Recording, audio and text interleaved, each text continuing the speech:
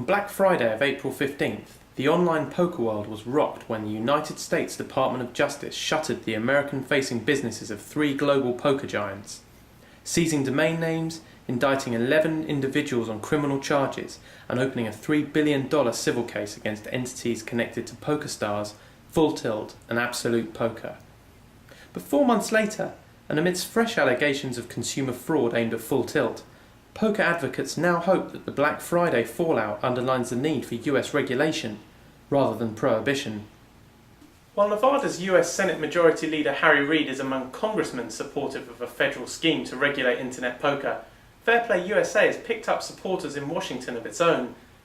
Among them is Louis Freeh, a former FBI director under the Clinton administration, who argues that the law enforcement agencies involved in the Black Friday case would have benefited from the existence of a regulated and legal online poker market in the United States. It's a huge investigation. The resources there probably kept a good group of investigators and prosecutors busy with nothing else.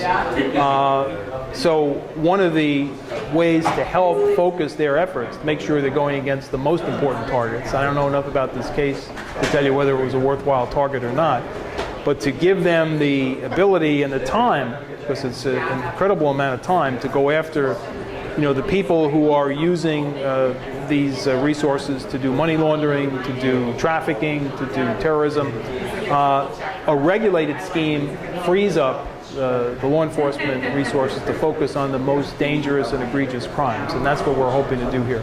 There's a couple of laws at issue. The main one is what we call the Unlawful Internet Gambling Enforcement Act. That's a 2006 statute. There's another older statute, which we call the Wire Act, which intends to prohibit sports betting on the internet, now applied.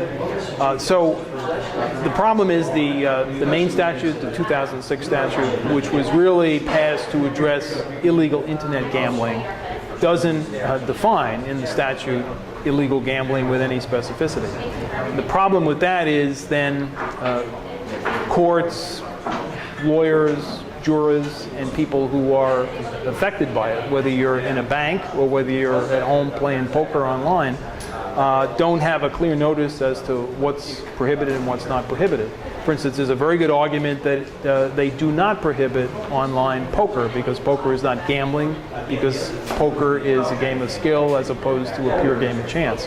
So that's the part of the statute that has to be specified, has to be detailed. There's a lot of good descriptions in some state statutes about what is gambling, what is not. Many of them, by the way, don't include poker as gambling. So that's the main deficiency of the statute, and that's what we think the Congress will look at once the information is out and we have a good public discussion.